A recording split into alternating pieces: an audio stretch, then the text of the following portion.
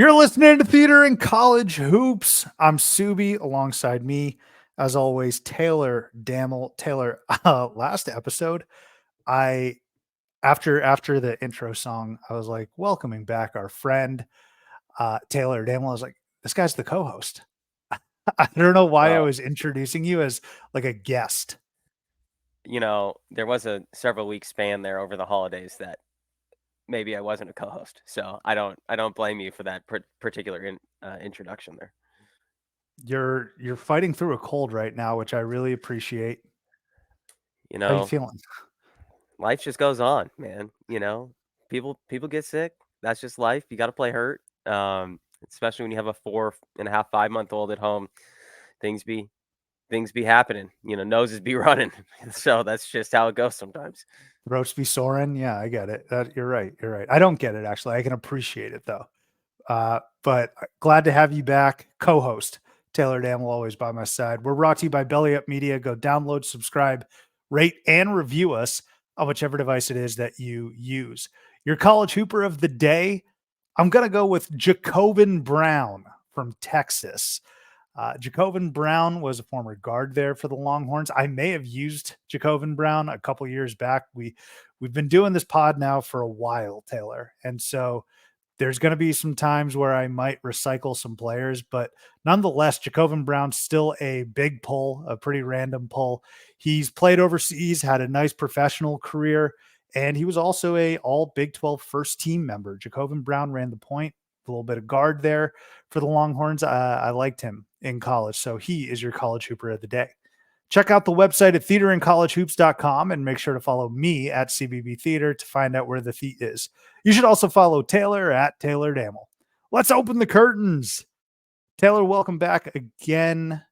We are at the midway point of the season, my friend, and there is some good hoops this week. Some good slates, some good basketball going on, especially in the Palmetto State.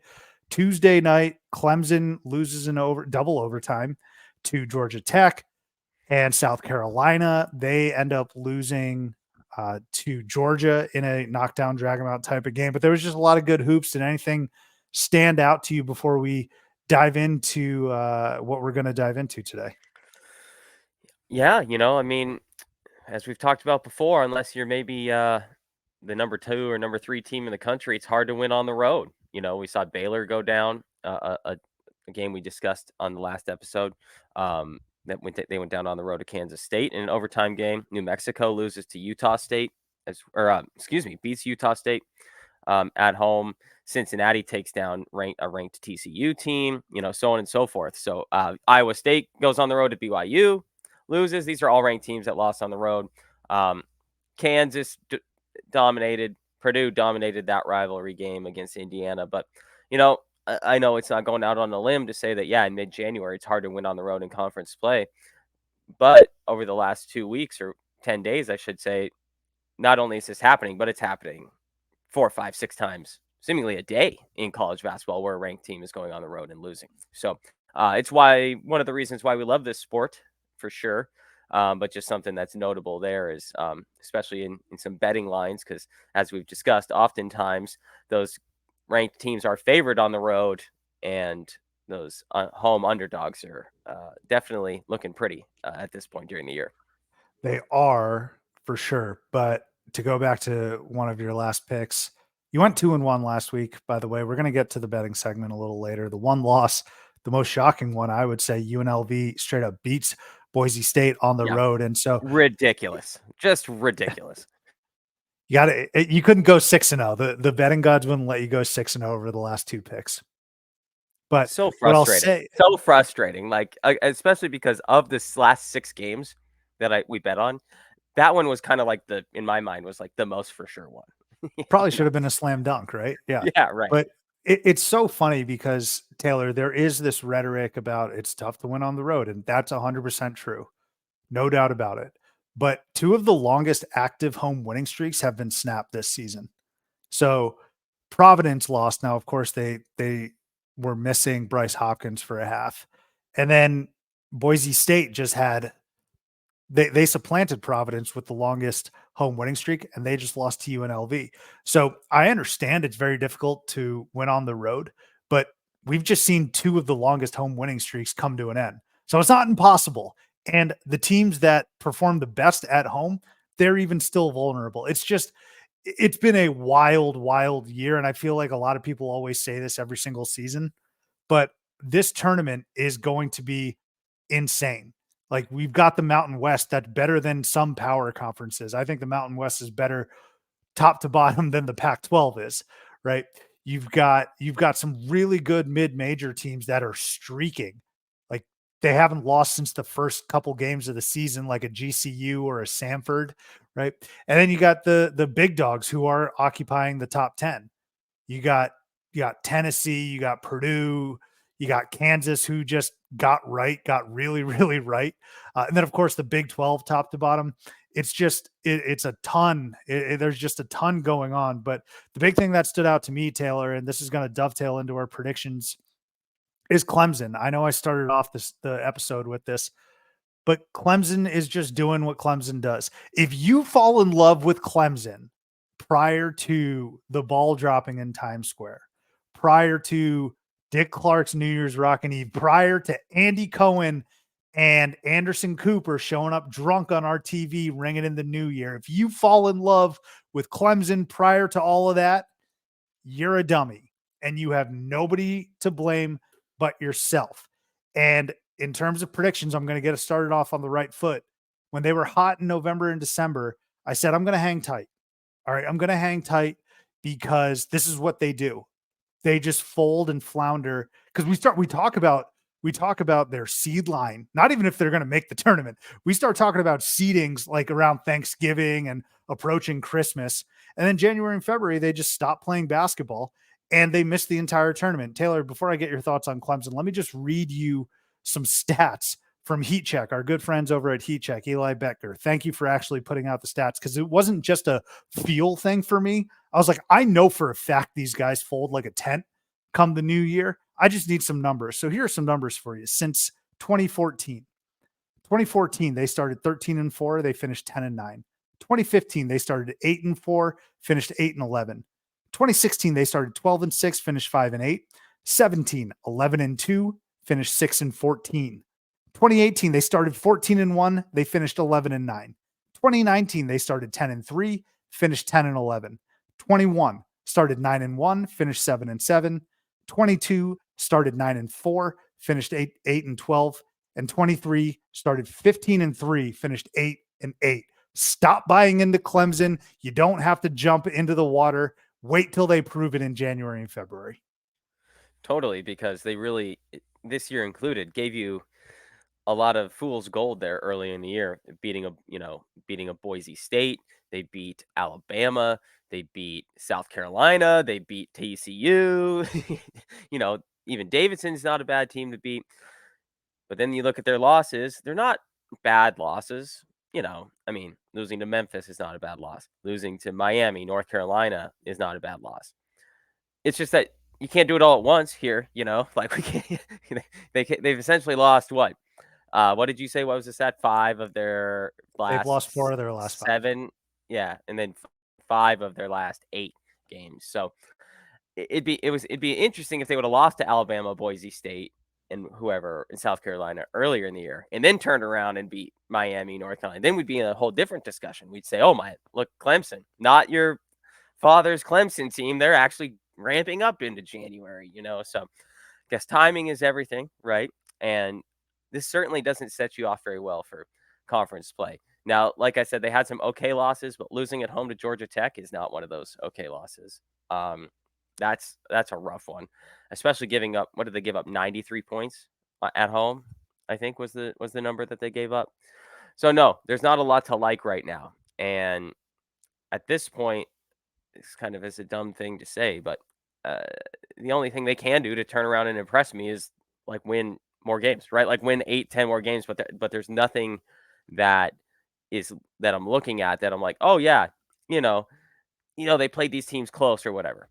They lost to Miami by 12. They lost to North Carolina by 10. They lost to Virginia Tech by 15. They gave up 93 to Georgia Tech. So it's not even like they're playing well maybe losing some tight ones. That's a whole different discussion, right? Yeah, if you lose a couple tight ones, and like, okay, that's just how it goes in conference play. They're losing by double digits to these teams, some of them at home. That's a bad sign.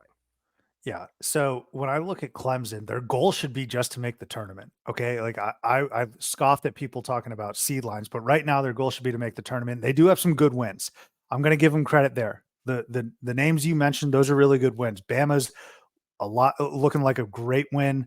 TCU, I think you had mentioned, that's a nice win. South Carolina, it's a rivalry game, good win, a decent win, but you can't go to double overtime against Georgia Tech, man. And the most disappointing part is that I think PJ Hall had a career high against Georgia Tech. Ian Shefflin breaks his back for this team every single night. I swear he's getting every single offensive rebound known to man. He's got like 16 and 11. He's built like me, but I personally think he's their most important player. Like obviously PJ Hall's amazing, but Ian Shefflin's their most amazing or most important player. And Shefflin was actually the best player on the court during that Carolina game. PJ Hall didn't really show up, but I don't blame him a ton because he just got eaten up by Armando Bacot, who hasn't in the ACC. So the thing with Clemson is that PJ Hall's performing pretty well. Ian Shefflin's been a real shot of life. Is anyone else going to step up and help out here? How are you losing these games? And the thing is that the ACC is not that strong. Watch, I'm sure an ACC team is going to go to the Final Four because that's all they do the last couple of years. But they're not, the ACC is not that strong. So in terms of Q1, Q2, like opportunistic wins, there's not a whole lot there. But there's only two teams in the ACC that I trust, and that's Duke and North Carolina. Clemson, you actually are contributing. There was a point where you were like, okay, the ACC is mediocre, but I'm not contributing to that mediocrity. Take a look up. You are now. Well, and the thing is too is like you kind of just referenced. You can't have PJ Hall going for like 31 and 17 and losing that game. Like that's not, especially because Georgia Tech. To Georgia Tech. If you look at Georgia Tech too, they had starters who didn't score. How did Georgia Tech win this game? And you're losing to them, right? Yeah, right. So, yeah, it's at one point in the year, I think Wiggins led them in scoring in a couple of games. He had no points against Georgia Tech. I know that in a couple of games also this year that who else did they have as a leading scorer? Oh, they had, like you said, Gerard has led them in scoring multiple times. PJ Hall, of course, has led them multiple times. I don't know. They're getting nothing out of the bench. They're getting almost everything out of two players. So literally, if they just had a third guy step up and score the basketball, we'd be in a whole different discussion. But yeah, it's tough. And then when you talk about like the defensive side of the ball too, that's a difficult thing. Box score is not going to tell you anything about that. But yeah, you can't be losing games when your stars are dominating, and you're still losing at home to the Georgia Techs of the world. And we're Georgia Tech guys, so I don't want to hate on Georgia Tech. Yeah, for sure. But yeah, 2-4 in the ACC, despite the fact that it is a weaker ACC than maybe we are used to. You fall down below 500 in conference play. It is hard, even if it's just only 6 games into the conference slate. It's hard to claw back up. So, because that means you got to go on a 3-game winning streak, which is totally plausible, but you have to do that multiple times over. Going to be a tough road ahead for Clemson. I guess you could say that at least they got some of those tougher games out of the way, although they do play Duke next weekend. But God, then their schedule after that is, they'll run over Louisville, I hope. But then, you got Virginia, North Carolina again right after that. So if they're going to be able to do what they want to do in the future, there's a stretch in February where they go Syracuse, Miami, NC State, Georgia Tech, Florida State, Pittsburgh, Notre Dame, Syracuse, Wake Forest to end the year. They got to go like 8 of 10 in those games, essentially 7 of 10, because those are all I don't games see that happening. Right, but those are all games. That's the bottom half of the conference, right? So if they can't do that against most of those teams, then this season is going to go up in flames. I don't see any slam dunks there outside of Louisville. Like if you told me Syracuse beat Clemson, okay, that makes sense. NC State and Wake Forest have been far more impressive. NC State's kind of rolling. Like those two aren't gimmies either. So that's what I mean by contributing to the mediocrity. Clemson could win those games, but Totally. it's not it's not as if North Carolina was playing those teams. And I would say, yeah, for sure. Like maybe they can beat Pitt as well, but Pitt's demonstrated that they're always tough. They're coming off of a tourney berth from last year. So I think the thing that really upsets me, Taylor, and if it sounds like I'm dumping on Clemson, it's because I absolutely am. If you're a Clemson fan listening to this and you want to make an enemy out of me, I totally get it. Like I would say if I was a Clemson fan, Subbi hates us. He's being a complete hater. He's going to take every chance he can to dance on us when we lose, but won't say anything when we win. That's probably accurate. That's probably pretty damn true. But what gets me, Taylor, is we go head over heels for Clemson for some reason when Brad Brownell and Clemson have not proven anything in January and February. And there's plenty of teams that are having great success early on and have still sustained it like at a mid-major level that I'd rather give attention to. I'd rather give the smaller guys who are stringing together, maybe not the best November and December's like Brownell has over the past few years, but this year, right? They're like I mentioned, a GCU or a Samford. I'd rather hear about those guys than Clemson. Well, I think it's because Clemson has the resources. They're in the right recruiting area. They're in the right conference. They're certainly have been one of the top football teams in the country. So our eyes are on Clemson generally for the majority of the season. And then so what I think ends up happening is their football team does well, and simultaneously their basketball team is doing well through November and December. And so those things kind of rise together, right? And then not this year because Clemson football, maybe some dark times ahead for Clemson athletics actually, but maybe that's part of it where we ramp up both sports at the same time. They're both playing well, and then all of a sudden we get to mid-January and you're like, well, wait a second, maybe this team's not that good. And I think we just keep repeating the same process over and over. Clemson basketball needs their chaperone Dabo, and Clemson football. Totally. Right. Yeah. It's like it's like when it's like the Friday night dropping a breaking news story, or like when the Super Bowl kickoff drops some kind of news story, so hopefully it just gets covered up. Same concept. Yeah. Well, I'm gonna take a step back from Clemson. Yeah, that's what Mr. Swinney, can you help us? Dabo can't help. Dabo, he can't help you. He's got his own problems, man. I mean, Dabo, yeah. Dabo is the type of chaperone that would make sure that at your middle school social, you are leaving room for the Lord too. So, I mean, he is actually a good chaperone. That's right. You know what though? Like they struggled this year only by their standards. They were still pretty darn good. They won a bowl game. That's more. They won a postseason game. Okay. I don't know how Clemson did in the NIT, whatever, but their goal should be to make the tournament. They have enough firepower to do it.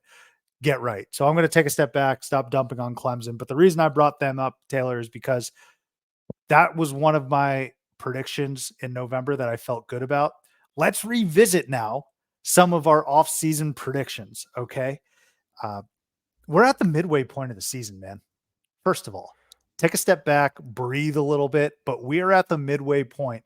There's only about half a pizza pie left.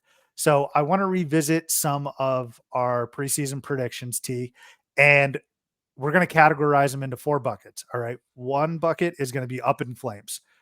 There's no chance these predictions are coming to fruition. It's over. We're done halfway through. We gave it a good shot. We tried going out on the limb, but it ain't happening. Then the other bucket, trending down. Not looking great, but still salvageable. We could still redeem something from this trending down. Then we go trending up. Hey, I'm not ready to 2-step just yet. It's not a slam dunk, but we're close. And if they can continue their trajectory, the predictions are going to come true. And then we have the 100% slam dunk, where I don't even need the rest of the season, Taylor. My preseason prediction has already come true, and I'm 100% correct. So I'm going to start, Taylor, with up in flames. All right. And I'm going to start with my SEC Coach of the Year. That was Todd Golden. And I got a bit of audio to share. Or will they win the games that they should win? I think they will. I think last year in a first season upheaval, I don't know if Florida was going to win some of the games that you would expect a Florida team to win. This year, with the talent that they bring back and the cohesion, I expect them to take care of the Q3, the Q4 games, maybe even some of the Q2. The question is, can they be solid in Q1 opportunities? That's where I'm really hoping Todd Golden takes it to the next level, not just being competitive in those games, but actually pulling some off. Maybe like 2 games below 500 in those Q1 opportunities. If you can be 500 in those opportunities, I expect Florida to be a tournament team. So give me Todd Golden. Give me the fact that he has Will Richard, Kugel, and Zion Pullen, who's going to be a huge impact transfer. And the fact that I think Todd Golden can just straight up coach. I think he's one of the best coaches, or better coaches, I should say, in that conference. So I'm going to take Golden for SEC Coach of the Year in Florida, gets back on track and restore some order for their basketball program. That's dead. That ain't happening, T. So there's a combination of things. First of all, I mentioned the quad wins that I expected Todd Golden in Florida to have. And I said if they can go like 2 games below 500 in quad 1 opportunities, right now they're 0-5.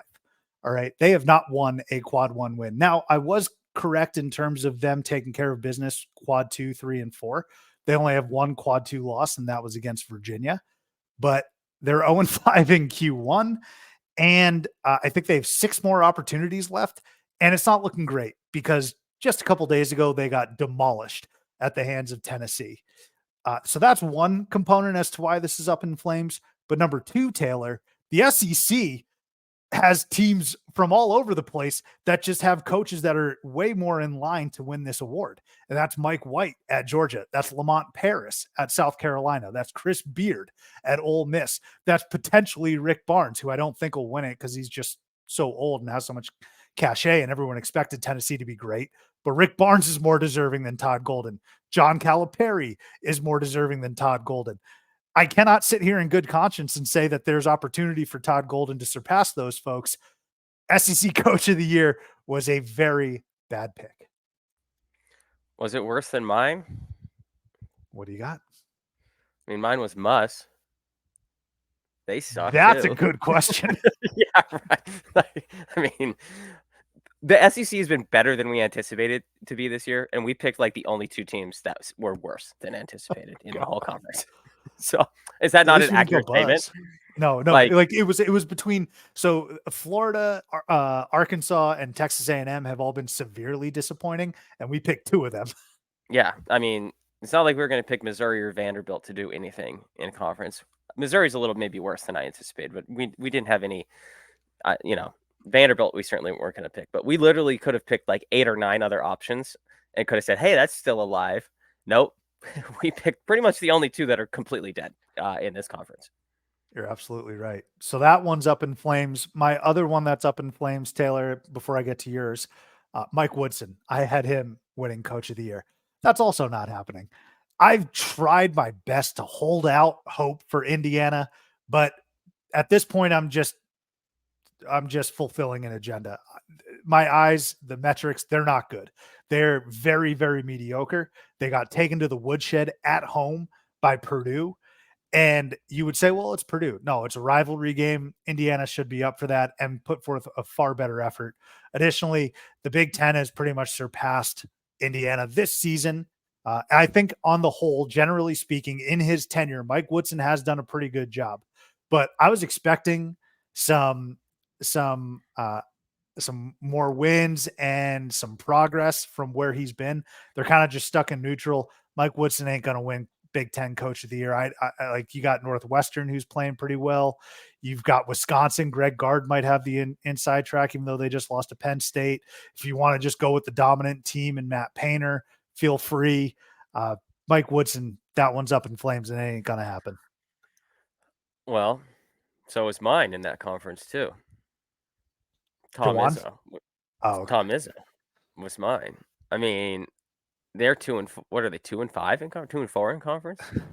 Michigan State? Yeah, 2-4 in conference. I guess the only, like, if there was one ember left, like one ember, just that somehow Smokey the Bear like didn't get to with putting this fire out, it would be that it is Izzo in Michigan State, But I mean, if this was literally any other school or program or coach in this particular circumstance, it would be they'd be toast Malone on this one. So, yeah, mine's pretty bad too. The unfortunate part about this is picking Tom Izzo to win the Big Ten Coach of the Year was not going out on a limb. Like, it's not like I was predicting some crazy shit to happen here. They were the number 3 team in the country, right? 4, 2, somewhere, whatever. They were top 5 in the preseason polls.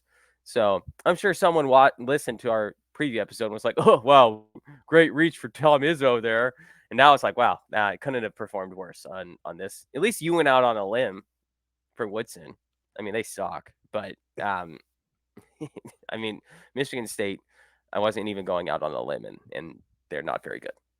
Yeah. You got any other predictions that you were able to cobble together that fit the mold of up in flames? For Coach of the Year, just as a general, for any of our predictions. Just any predictions. I'm just saying because I mentioned Golden and Woodson because they fit the bill and they just so happen to be my COY predictions. But truly, any other predictions if you were able to see them. What do you think about our Pac-12 Player of the Year prediction? Did we both go Ballo?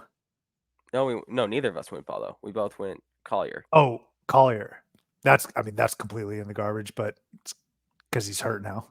Yeah, so are we that's what I'm saying. Are we calling that up in flames? That's not our fault. Yeah. Okay. It's not our fault, but we didn't start the fire. I don't know. Was he on a proper trajectory? USC was not playing well before he got. Well, that's what I'm saying. Yeah. Are we getting bailed out by this injury? Because they're awful. They're so bad. But they are very hurt. They are very hurt. But they're awful and hurt as well. So they were bad even when they weren't hurt, unfortunately. So that one's up in flames, I would say. Yeah. Because even if Collier comes back, USC's so bad at this point that yeah. I will say that I was right about something with the Pac-12 Player of the Year. So that is that going to be part of your trending up? Well, I'm just saying no. I'm just saying that the national prediction of Umar Ballo being the Pac-12 Player of the Year is clearly up in flames, and never even, I think by the 3rd game of the year, if you had listened to our prediction, you would have been like, oh, I'm sorry, I'm not trying to pat myself on the back when I say this, but be like, oh, Taylor was right. Like, Umar Ballo is good, but he's not best player in the conference type of thing. So that fell off like quickly within 5 games of the year. And then Arizona was playing extremely well at that time too. Like, they were blowing teams out. They were, going on the road to Duke and winning. But even so, Umar Ballo is a part of the program, but he certainly was not supposed to be and should not have been the Pac-12 Player of the Year favorite. The whole purpose of this, Taylor, is 1, accountability, but also to pat yourself on the back. That's a great take. You were right. So those are some of our takes that are just dead, right? We're 100% wrong. Hand up. We're taking a lap. Let's move on now, gradually getting better, to some of the takes that are not completely dead, but they are trending down. And well, wait, hold on. Oh, no, go ahead. Sorry. I apologize. Go ahead. So I'm going to kick it off with yet another. Don't worry. I'm going to get to some other predictions, but my coach of the year in the Pac-12, I said it was Tad Boyle. I don't think that's over just yet, but it is certainly trending downwards. All right. I think right now the big front runner is Dana Altman. I don't know if anyone saw Oregon having like a game or 2 lead in the Pac-12 at this juncture. I think you could make an all right case for Bobby Hurley because he's been playing well in conference play. Like, overall record for ASU is not that great. Craig Smith at Utah, although they just lost to Stanford. I think the pretty big front runner right now is Dana Altman. But man, Colorado, they endured an ugly, ugly streak this last week or last couple weeks when they got beat down in the desert. And then I think they lost in the Bay Area. Was it? They didn't have Tristan Da Silva. They didn't have Cody Williams for the game against Arizona, but then they got him back and they still lost. So Tad Boyle, it's not looking good for college. They need to really ramp it up. And I don't know if they finish within the top 2 or 3 of the conference, there's a chance Tad Boyle could win Pac-12 Coach of the Year, but it's not looking pretty right now. And there's a ton of work to do for the Buffs. Yeah. this weekend in the Pac-12 is going to have a lot to say about how this is all going forward. The California schools, or the Southern California schools, are in the desert this week. And then, excuse me, and then the Oregon schools are on the road at Colorado and Utah. So a lot of this could get really shifted here really quite quickly. I still would say Tad's got a shot because I almost picked Tad. I didn't pick Tad. I picked Tommy Lloyd, which it's kind of in the same boat. But Arizona's still the far superior team in this conference. So there's going to be a lot to still play out, but I still think Arizona still, wins this conference. And I'm still standing by that they're going to win it by multiple games by the time this is all said and done. I know that they're 2 games back right now of Oregon. Oregon, I would say, is outperforming their capabilities, which is not a dig at them by any means, which is why Dana Altman should be the favorite right now. I just don't think that lasts until March. You and I were both high on Tad and Colorado, so I'm with you. I don't think that it's dead yet. We predicted Tad to win the Coach of the Year without them winning the conference. So again, your prediction and mine, you actually went for it and went Coach of the Year, but our prediction was Colorado was going to be better than UCLA, which is very true, right? Yeah. And then that they were going to be better than USC, which is very true, although the injuries did that. We didn't have Oregon as high up in this, but Colorado still has an opportunity to finish right exactly where we had them predicted at. It's just, have they played well enough to elevate themselves to that level, or is it just the rest of the pack has sucked so bad that they just end up in second or third place by default, which then he's not going to win Coach of the Year if it's just because everyone else sucks. Right. I think he needs to make the tournament while finishing top 3, and then he'll have an all right shot at that. But right now, things need to change, and they need to get on a roll here.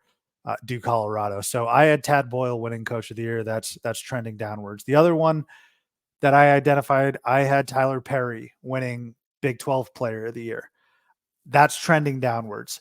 I thought Kansas State would be a lot better than what they are right now. Hey, terrific win against Baylor, but there are more impactful, better players. You can take your pick of the litter from Kansas.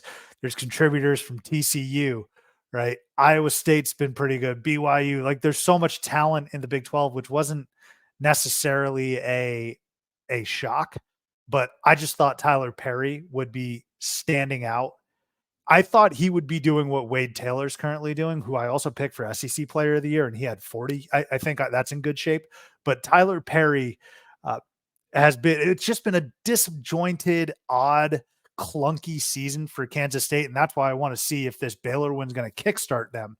But right now, it doesn't look good for Tyler Perry winning Player of the Year. I don't know if you have odds up or anything like that, Taylor, but I can't imagine Tyler Perry on a team that's kind of middling, and he struggled here and there for some games. Like, in order to win Player of the Year, you pretty much have to play an amazing game night in and night out.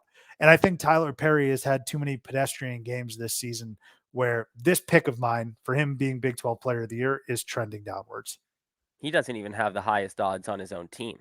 Kaluma has better odds than he does at this point. Thank you. So, yeah. Bury me. Yeah, that's rough. And at this point, right now, I have the National Player of the Year odds pulled up just because it's easier to have all of these players we're talking about on one page here. But he's plus 15,000 to win the National Player of the Year. And just as a reference point, the favorite right now is Zach Edey, which is at minus 500. I mean, that's, obviously way up there. But even, back from that, Dickinson, Flip, Newton, Dalton Connect, they're all in that 1,000 to 2,800 range. So that shows you how far back that Perry and Kaluma and all those guys are on that Kansas State team. So, yeah, not ideal. Wade Taylor, just because you brought him up, I don't think Texas A&M just isn't good enough. Yeah, but he's so nasty.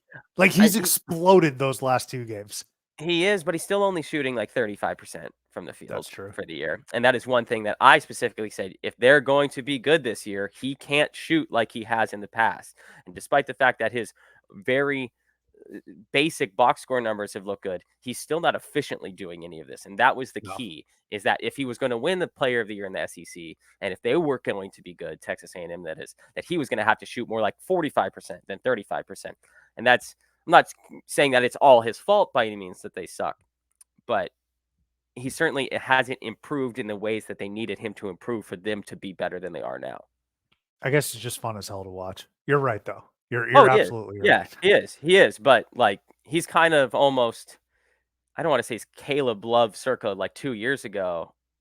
Not exactly, because that's not exactly a compliment, but the shooting percentages, some of the ways that he feels like he needs to carry this team and not exactly coming through with that is very Caleb Love-esque from a couple of years ago. Yeah, I see what you're driving out there, T. Any other predictions from you that are trending down that you want to share? Let me see, I have one pulled up here that, was not ideal. Excuse me. Doo doo doo. Oh, this might be already toast too. So this may have gone back a segment, but Jim Larinaga at Miami was my coach of the year in the ACC. Um, So certainly not trending up. I'll tell you that. So it's not dead yet, just simply because there is a little bit of time left, or decent amount of time left. But just given what we've seen this year in that conference as well, I don't see Miami making quite the run that I would have anticipated them making. At this point, there are certainly better options, considering that NC State's 5-1, Florida State's 4-1, Wake Forest is 4-2, along with, of course, Duke and North Carolina, that are all ahead of Miami right now in the standings. That's a handful of coaches right there that could win Coach of the Year. And I think, as we discussed on that preview episode, we didn't predict. Well, I predicted Duke to win the conference. You predicted North Carolina, I believe, yep. or was that flip? No, yeah, Yep. that was what it was. So if Duke wins it, and I think I said this in the preview episode too, if Duke wins it, Shire should win Coach of the Year, right? But I figured Larinaga was going to finish better than middle of the pack. So it's kind of the Tad Boyle discussion over again. In this situation, though, definitely not trending the right direction. Yeah. Speaking of Miami and segueing into trending up picks, I remember saying that FAU and Miami, while not bad teams, were overvalued coming into the season. And I said that's fine for both of them because they made the Final Four. What's the point of making the Final Four if you're not going to get respect the following season? I just told folks to be a little wary. What have we seen? FAU's lost to Charlotte. I mean, they've beaten Arizona too, but they've lost to Charlotte. What was another embarrassing loss? FGCU, right? Miami doesn't look that great. So again, while not bad, those South Florida teams were not the 14, 15, top 15 teams that we saw coming into the season, and it's played out.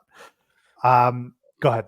The frustrating part for them too is, you brought it up, is they have shown the ability to have a very high ceiling. Like you said, like FAU played the game of their lives against Arizona, essentially. And so they have that ability. It's just that they can't put it together consistently. It's why we saw them make the Final Four last year, because they do have the ability to go on those runs. But it's just that that consistency is what they lack. They probably should have lost to Tulane also. They got bailed out by a last second call, now that I recall. But Taylor, let's talk a little bit about our prediction. Let's get positive, man. This is now the time to pat ourselves on the back. I got a few, all right? I got a few that are trending up. And I'm going to start with one that I really wanted to put as a slam dunk. I really want to, but it's Ole Miss making the tournament. I said way back in, like, I think it was May, maybe even June, when Chris Beard started working his magic, getting some. I think he brought in Alan Flanagan, and he was hitting the recruiting trail. I was like, look, I like this Ole Miss team. Jamin Brakefield, Matthew Morrell. I was like, you know what? Chris Beard is an immediate impact coach. This roster's pretty good. They have the opportunity to ruffle some feathers. And I said, you know what? Don't be surprised if they are like a fringe bubble team. That might have been my quote. And right now they're ranked, or they've been ranked. At any point in the offseason, nobody thought Ole Miss would be ranked at any point during the regular season.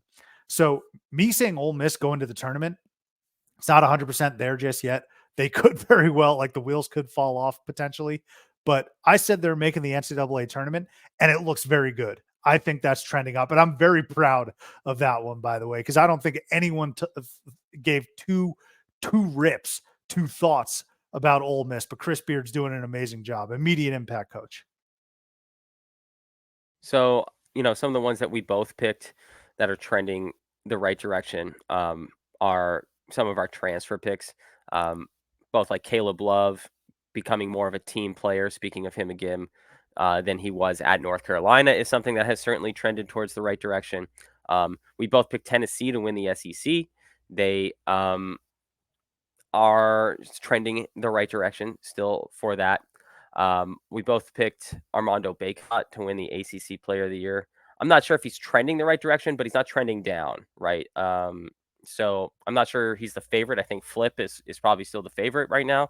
But they haven't played each other yet, and those two games are going to be key in that battle for the ACC Player of the Year. So I think we did right on a number of our transfer picks. I think we do have a pretty good amount of slam dunks, though. I will say, from looking at our predictions, even even in the Big 12 or Big 10, your pick of Michigan State's not good, but your pick of Tyson Walker hasn't been that bad because he's about the only player on the team that's played well. Mm-hmm. So I'm not sure if you'd say that's trending up, but I don't know if it's trending down Yeah. necessarily.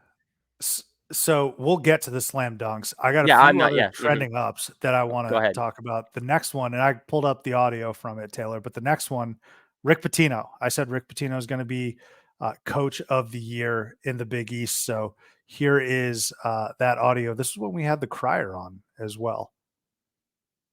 Just head over heels for Rick Pitino. I'm sorry. And I'm so glad Rick Pitino is back in the limelight 6 years after the nonsense that occurred in 2017 when everyone was shouting from the rooftops that college basketball would never be the same, that these huge names would be dragged through the mud and that their careers were in jeopardy. Not the case. Rick Pitino back after a couple of years at Iona, successful years at Iona, and now he is in the Big East at St. John's. This is honestly majority. It's a narrative pick, Crier. I'm not going to sugarcoat it, but they can be a tournament team. You mentioned prior to us recording that you're not sold on them being a fringe top 25 team. Neither am I. But as it relates to them being a top 68 team in the country, I think they can be. I think they're somewhere in the 50 or 60 range this year, and I'm never going to put it past Rick Pitino to create some magic. He's an immediate impact guy. When I look at transfers during our preview, when I look at coaching hires, I look for immediate impact guys, and Rick Pitino is a veteran, arguably a top 3 or 4 coach in the entire country. So at the very least, and I said this in the offseason when they were bringing in guys like Jordan Dingle, I said they got a stew going. Like at the very least, the excitement and the juice is back in Queens. Whether or not that results in a ton of wins, I don't know. I'm going to err on the side of them being a tournament team, but at the very least, he's built so much excitement around the program that we haven't seen since like the very early days of Chris Mullen. And Chris Mullen had the fact that he was a alum and a player, right? Rick Pitino has done that. The thing I will say about St. John's is a lot of times people look at programs and and experiments, I guess, and they say this is either going to be a fantastic supernova experience or a complete disaster. I think it could very well be a complete disaster, but the ceiling for this team, I think, is like average. If they're average, that's a huge win, and I think that'll be enough to get the coach of the year for Pitino. So I think I was pretty good on that. I don't think they're world beaters. I don't think they're incredible, but they're a little bit above average. And right now, I think they're in the field. And I think that should be enough to get Rick Pitino coach of the year. Last point I'll make is that he wasn't there Tuesday night against their shellacking against Seton Hall. So that should actually work in his favor. Like, do you see this team without me? They gave up a 24-0 run. I like my Pitino pick there. I agree. I think a number of our picks that I want to pick as trending up are actually slam dunks. So I've got no more trending ups. I think I'm on to slam dunks. All right, let me finish up my trending up, and Yeah, then it's go all ahead. yours. That's what I'm saying. Go ahead. You mentioned UNC winning the ACC. That was in my list. And then I gotta pat myself on the back for talking about Grant McCaslin in Mm, the offseason. He's ranked right now. And as we're recording this, I think they go to Houston, which is tough. It's not even the kiss a titch. All right. Houston's just nasty. So the fact that Grant McCaslin, though, has this team in the top 25 is very, very impressive. Here's what I had to say about him in the offseason. I'm actually going to go with Grant McCaslin here, Taylor. I am a huge Grant McCaslin guy. Texas Tech is going to go back to the NCAA tournament as a low single digit seed, maybe a high double digit seed, that 9 to 11 range. All right. One of your favorite guys, one of your favorite names, Pop Isaacs. He's going to be the man. Need him to facilitate a little bit more, I think. But I love what Grant McCaslin has as it relates to a roster here, for especially for his first year. Joe Toussaint, he adds a veteran presence, leadership. He's been around the block. I think he's been at Iowa, he's been at West Virginia, and now he comes here to Lubbock. And then Devin Cambridge. We know Devin Cambridge very well. Former ASU man, also played at Auburn. He's a steady and consistent presence who can give you 10 and 6, and he's played at a high level. But let's go back to Grant McCaslin here. Uh, he built UNT. I'm going to look at what he's done previously. He built the Mean Green. He's been to the tournament. He's beaten Purdue. And so I think you look at it from a big game perspective, he's got that under his belt. Additionally, Tyler Perry, who we're going to get to probably later in this episode, where did he come from? Everyone's talking about him at K-State. Developed under Grant McCaslin at North Texas. Magnificent player. And I'm sure even Perry would credit McCaslin in helping with his development. Let's continue to take a look at last year. McCaslin in North Texas, they lose to FAU by a combined 8 points in 2 meetings. The man can coach his ass off. He won the NIT. Grant McCaslin is an immediate impact guy. I look at him to have some sort of Jerome Tang type of first year, maybe not as good as Tang, where they win a ton of games and go deep in the tournament, but resurrecting that Texas Tech program after they were dormant for a year. Remember, they were only a couple of years removed from playing a very good Duke team to the wire.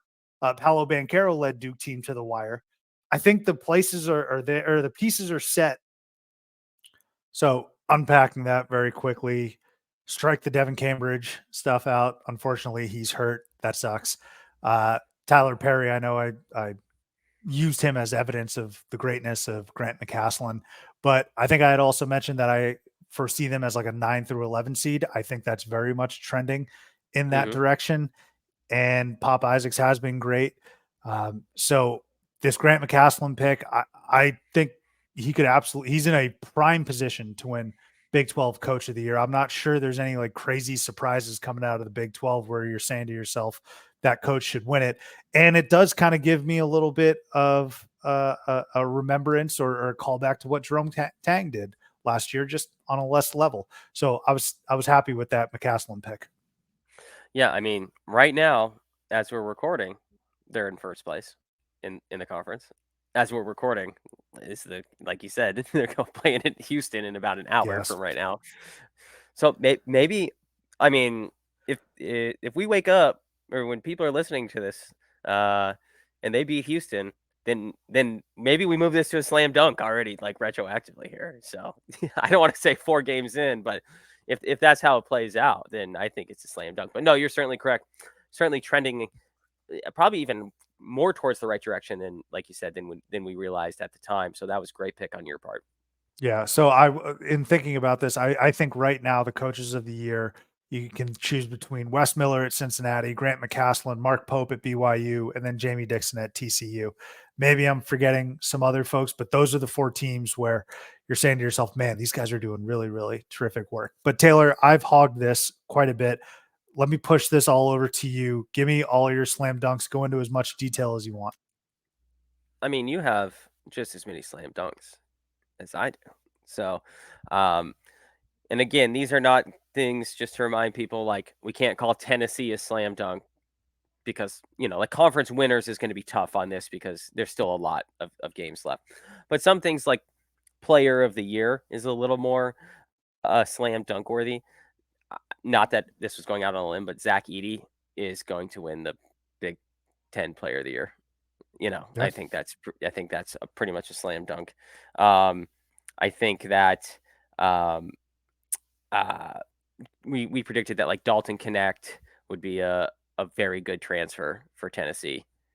I think that's putting it lightly at this point. Yeah. So that was for sure a slam dunk.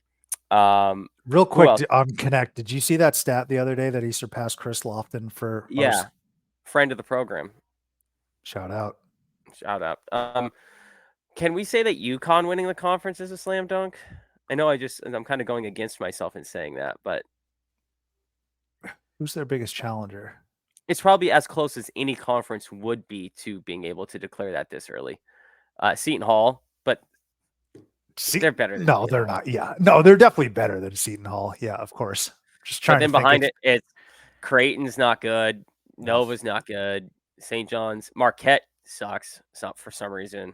I think UConn is in all of these conferences. UConn is as the biggest slam dunk, which then I think subsequently makes the Hurley for, a little more. You obviously have Patino, or are high on Patino, but I think that's a slam dunk. UConn winning that conference. You picked Creighton, by the way. I did. Yeah. Ooh, that's a bad pick. I Anything you'd hate like? Creighton this year. Anything you'd like to say about that? I'm embarrassed.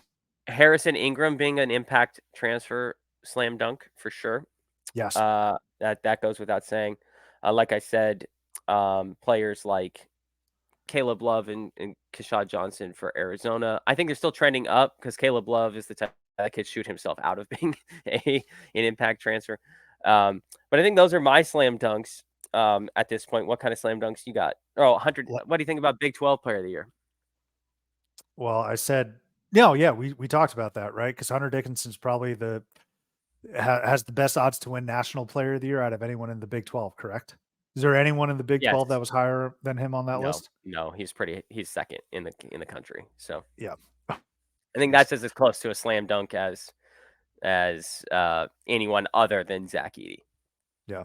Yeah. That's so no, that's a slam dunk.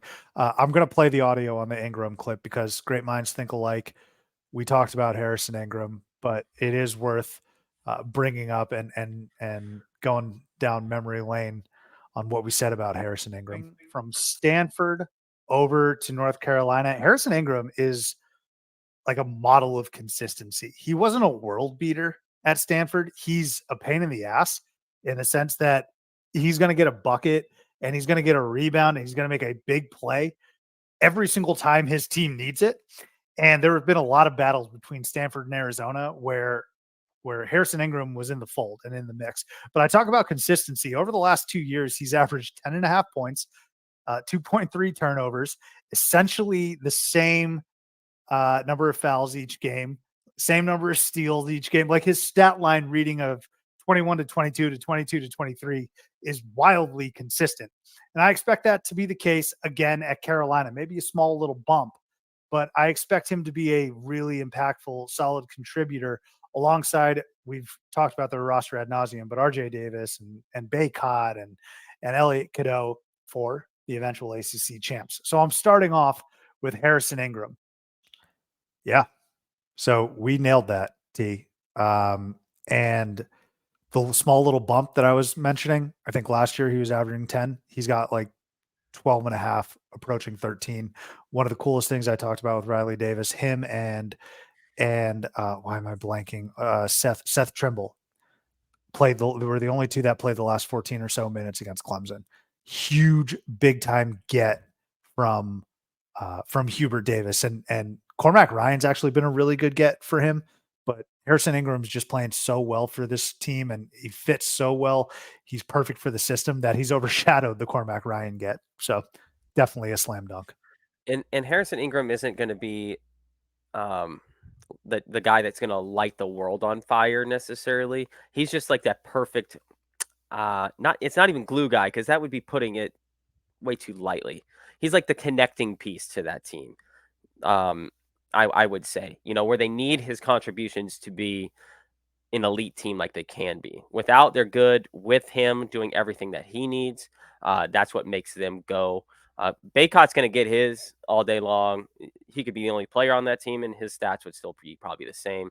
But a guy like Harrison Ingram, who's got a whole, a bunch of different skills. He's not just a scorer. He's not just a defender. He's not just a rebounder. He's the perfect connecting piece for that team. So yeah, good call on our part there on that one. Well done. My very last one, and then we'll wrap it up and get into segments. But I had said Big East coaches are going to be more compelling than the players. I think that's a slam dunk. It's very subjective, but we've already got subtle shots being thrown by Rick Pitino to Dan Hurley about not uh, not complaining to the refs or yelling to the refs. We got Rick Pitino saying he wants to die after losses. We got Thad Matta having a resurrection and a resurgence with Butler. They've been playing pretty well. How about Shaheen Holloway in year 2, taking this team and moving them along? Xavier has a steep uphill battle, but Sean Miller's already given us some good content in the huddle. I don't know if you saw this when they were playing UConn about Alex Caravan. He's like, he's going to go for 50. And he just stared at all of the players. The coaches in the Big East, Shaka Smart, I didn't like it, but going on the floor and like defending essentially Baylor Shireman. The Big East coaches are more compelling than the players. I said that, and I think that's coming to fruition. So we'll end it on a funny subjective one like that I'm just going to say is a slam dunk. TD, let's get to Damel Dimes. You are scorching hot, my man. So last time we were here, you were 3-0. So you gave us some more winners, and we touched on it a little bit at the beginning, but let's just recap. St. John's, Seton Hall. You took Seton Hall +1. You won that bet probably at halftime, I would say. Seton Hall hits. Baylor, Kansas State. You took Kansas State +2.5. Sharp individual. I said it was very interesting. Baylor was leading throughout the game. Kansas State, a nice comeback, forcing overtime. And of course, they win the game. Big time win for Jerome Tang. Kansas State +2.5 hits. The Mountain West and the late boys blemished the record. Boise State -5 did not hit against UNLV. I'm telling you, UNLV has some weird wins. Like Creighton, they probably should have a win over Utah State. They have a win over New Mexico. Now they have a win against Boise State, but that did not hit. So that puts you, Mr. Damel, at 14, 13-3 on this season. We're above 500. Let's keep this streak rolling. Well, I also told everybody to take Seton Hall and K-State money line as well, for just a little additional juice there. Yeah, God, that Boise State game was frustrating. They couldn't get an offense or defensive rebound to save their lives. Rick Pitino would have died watching this team try to defensive rebound. Very, very disappointing on what could have been a very profitable day for the second time in a row. But we're still above 500. We're still making money, and that's the key. I am going to say this, and this is not a proclamation. This is the anti-version of that. I felt really, really strongly about our 3 from the last episode. I thought those were all great, right? I definitely don't feel strongly about these 3 picks. So hey, it's full disclosure here. I felt really good about those other ones. I don't feel quite as good, but I still feel good. So let's get into it. So we're going to go to a team that we talked about way back as a good loss for a team. But this team, Memphis, sneaky. I feel like they're just not being talked about at all. They're 15-2 this year. They've got some good wins, right? They're hosting South Florida, a team that they've beat pretty much every time they've played them over the last 5 years. They're favored by 13 at home. So we're going to go Memphis by 13 against South Florida. This line is a little interesting. I'm sure it's going to irk. This pick might irk a couple of our listeners, but we're going to roll with it anyway. Illinois goes on the road to Michigan. Michigan coming off a good win, I guess, against Ohio State. A win, I guess we'll call it. That's all they needed. So, I mean, they're coming off that, but I can't remember which reporter or who it was, but they called Michigan the biggest clown show in the country going on right now from a basketball perspective. So 1 win over your rival, Ohio State. Both teams are not good anyway, Ohio State and Michigan. Or, well, they're whatever. Yeah. they're whatever at best here, right? So Illinois has its own issues, of course, as we've referenced before, but they're playing well even through some of these issues. So Illinois goes on the road, 2.5-point favorites. It's hard to win on the road in college basketball, is what we started this show with. Michigan sucks though, so so we're going with Illinois. And then another team that in our preseason prediction we predicted as perhaps the worst or one of the worst Power 5 teams in the country. That's Oregon State. They've actually played a little better than I anticipated, but we're taking Utah because they've played much better than anticipated. And Utah at home is a whole different animal than they are on the road. Utah is a 15-point favorite against Oregon State, but Oregon State is not good. They've definitely played better, but I like Utah. Utah at home has been a buzzsaw in certain circumstances this year. Utah's a weird team. They're either blowing you out or like it's going down to the last second. There's like no middle ground, it seems like, at least in the games that I've watched of Utah. So that's Utah by 15 over Oregon State. That is Illinois by 2.5 over Michigan. And it's Memphis by 13 over South Florida. You hate to take all favorites, but that's just what we're going to have to do this time on Damel Dimes. Hey, Damel's heating up, folks, so get on board. South Florida, Chris Youngblood. I know you love that name. Transfer over from Kennesaw State going into Memphis. You're right. Memphis it has not been talked about. Illinois, Michigan, Illinois, man, what a golden opportunity they missed against Maryland. And they could have had an inside track into a top 3 seed if they beat them. And now they kind of just got to work to get back to that point. Last time they were a 1 seed, Taylor, I'm not saying they are a lock for a 1 seed, but last time they were a 1 seed, they lost to 2 religious godlike figures, really, and Sister Jean and Cameron Crutwig. So I don't blame them for that loss. The time previous that they were a 1 seed, that was 2005. So seeding kind of matters for Illinois, for a team that hasn't been to the second weekend in forever. So that was a big loss against Maryland. They need to get right against Michigan. Oregon State, Utah, you're 100% right about Utah. I tweeted this the other day, but I think it was because they were in Palo Alto. They lost to Stanford. So I was like, both of you guys, both Stanford and Utah, like, can you decide if you're good or not? Like, are you decent or not? I cannot tell. So, yeah. And then they blow out a UCLA by, or within the same week, they blow out a UCLA by 46 points, I think it was. Yeah. So, strange team, but I like them in this circumstance. Tough to get a pulse. TD, let's get to our segments now. Not so mid. Who are you highlighting? I'm highlighting a 5-point play that happened. Did you see this? I did. I love it. Yeah. So 5-point play in the Utah State UNLV. UNLV, excuse me. We kind of referenced it on the last episode, but we didn't do these segments. So UNLV is down by Utah State is down by 4 or 3, excuse me. They hit a 3 and they were down 4. Sorry. Jesus. Even I'm confused by what happened. They're down 4. They hit a 3, and then while the ball is in the air, there was a foul on the floor, which resulted in 2 free throws. A 5-point play to essentially end the game to win on the road at UNLV.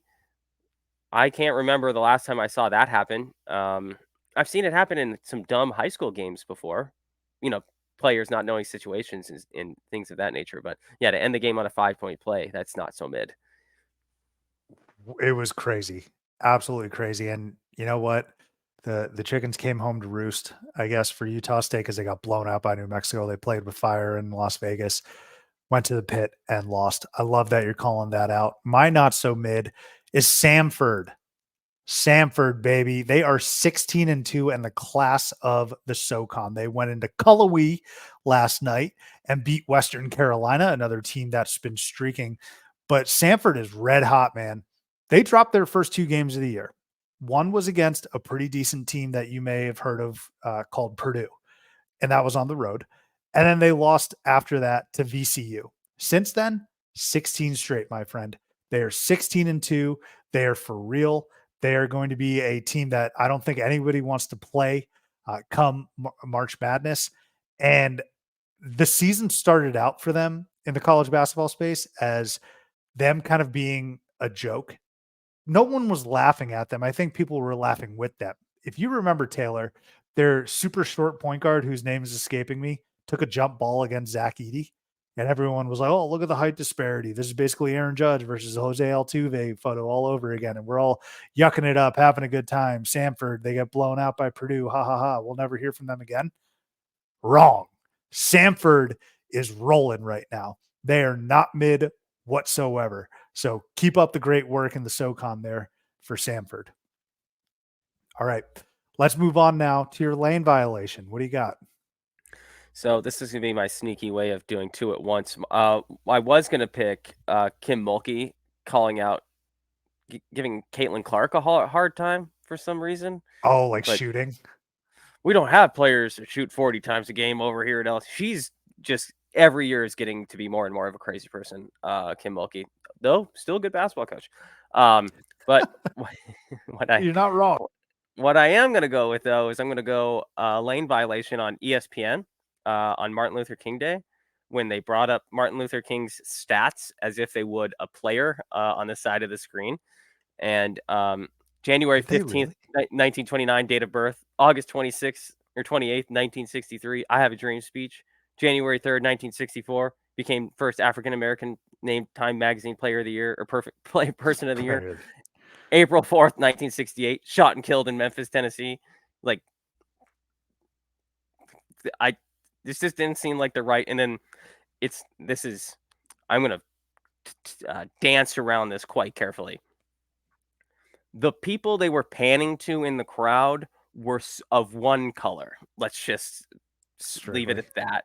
Strictly, like, so you're kind of sitting there like, what are we trying to get at here? ESPN. We could have just said like, who rubber stamped this? We're like, this is a good idea. Someone could have brought it up and been like, oh, maybe we should do something. And then most people would be like, you know, we don't even need to do anything. Let's just honor the man. We don't need to bring up his stats as if he was a college basketball player and then just pan to people of a certain race in the crowd while highlighting this. So yeah, I'm thinking that's a lane violation on ESPN's part. Did you see what the Raptors tweeted out, their graphic? I did not. No. They absolutely deleted it, which they should have. But you know how, like in a bar, there's TVs that the intersection, they don't like get together 100%, right? Like it's quadrants essentially. So they did that with Martin Luther King for some reason. And Martin Luther King is right in the middle of what could be construed as a bullseye. The Raptors, man, like what were you, some of these social media, like it is mind blowing to me how disrespectful and tone deaf you are. I'm not sure anyone will beat Florida State throwing a receiver glove on Martin Luther King and having him run a slot fade. That was an incredible graphic that I can't believe is still on their Twitter 5 years later or however. Like they never deleted the tweet. So that's like an OG Twitter. You know how there's like we talked about this last episode, OG YouTube, like YouTube Hall of Fame. That one might be in the Twitter Hall of Fame as well. Oh, I mean, yeah, and I remember there was a certain subsegment of time where like Magic City and like certain strip clubs in the South were throwing like Martin Luther King celebration and throwing him in the graphics. For some reason, there was like a 2-year stretch where this was happening, and I don't understand who approved of all of it or whatever. But it is, talk about just tone deafness for Florida State. Your school is already considered kind of to be racist already, just in everything that your mascot and what you do during the games, and then you throw a receiver glove on Martin Luther King. Not really. I don't. PR not their best trait down there in Florida at Florida State. Just put a live action shot of him addressing a crowd or something. I don't know. Like just say picture. It can't be that difficult. Yeah. Picture of the man, a 20-second part of the I Have a Dream speech, and just say, you know, thank you for all of your contributions. You're one of the greatest Americans. You know, I mean, you don't have, I'm not trying to downplay the importance of Martin Luther King at all. No, I get it. I get it. I'm just saying it is not hard to honor someone without being offensive, right? Yes, I agree. I like that late violation though. Mine is going to be regarding Hunter Salas. So a couple nights ago, Wake Forest traveled to NC State in a chippy chippy game where there were technicals. My favorite referee, Jeffrey Anderson, was doling out like 6 technicals, high knees, Jeffrey Anderson. But towards the end, NC State hits an and one, and they're storming back into the game. And the player who hits the and one for NC State is, flexing. And I don't know if he necessarily saw, it was one of those deals where I don't think he saw Hunter Salas, but I think he could have felt that Hunter Salas's presence was there. But he bumps into Hunter Salas, and they go nose to nose. And another NC State player comes in to shove Hunter Salas away. And so there's kind of this not a huge scrum to sort out, but the refs, of course, because it's like a baby to a bottle or a nipple. Like, I got to go to the monitor. I need to go to the monitor. Like, where's my binky? Where's my monitor? I have to go. So they go to the monitor, check out the whole scenario. After about 15 to 20 to 30, what felt like an hour, the refs come back and they say double technical for Hunter Salas, who wasn't the only one thrown out. A player for NC State got thrown out. But I'm looking at it, and if you look at the replay, Hunter Salas didn't do anything. He's the one that got ran into, so he just goes nose to nose. There's no shoving. There's no pushing. NC State player comes in to go nose to nose with Hunter Salas. He's just doing that. He's not like backing down or throwing. But I had no idea why he got tossed from that game. And Wake Forest ends up losing, and they're probably heading straight for the bubble again. But Hunter Salas, I feel for you, man. Lane violation on Jeffrey Anderson, who is one of my faves, but poor work. They lost the plot. Let's get on out of here now, Taylor, on some positivity, your easy layup. So I'm going to go with something that if you and I were watching the game together, as we've watched several basketball games together in our lives, we both would have yelled one thing, and not the ceiling, but floor. How about Zach Edey, 7'4", National Player of the Year, getting on the floor of a 17-point game with 3 minutes left? I'm not saying that college guys treat this type of stuff the same way that NBA players do.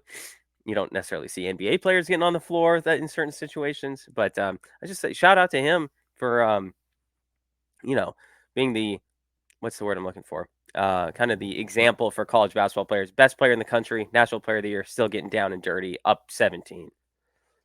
The dichotomy was striking. I think it was Kalel Ware, who has more NBA talent than Zach Edey, kind of bending at the hip. And you just see the difference, I suppose, between the two.